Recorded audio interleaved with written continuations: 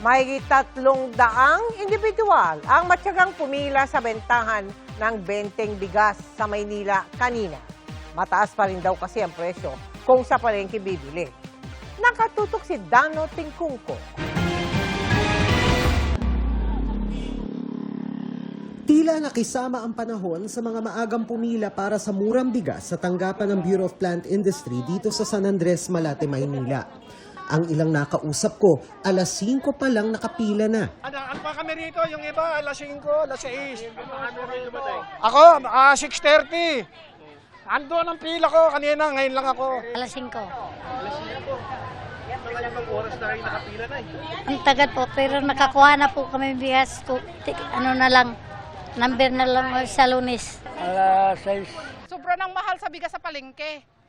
Kaya kahit ilan oras na kami dito, tinatyagaan namin magpila para makakuha lang kami ng 20 pesos na bigas. Laking bagay nga. 53 na po yung pinakamura ngayon ng bigas.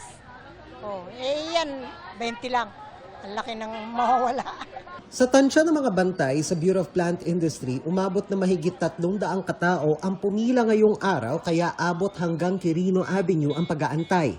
Ang mga may numero makakabili ng hanggang 10 kilong bigas kada araw, maximum na 30 kilos kada buwan.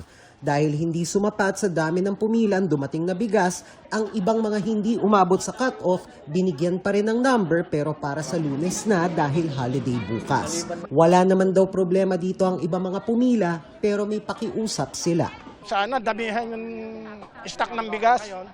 Siguro dahil muulan kahapon, konsiderasyon, ayan, inabot na ng hanggang doon ang pila. Marami po kumakasa. May mga senior, PWD, mga 4-piece.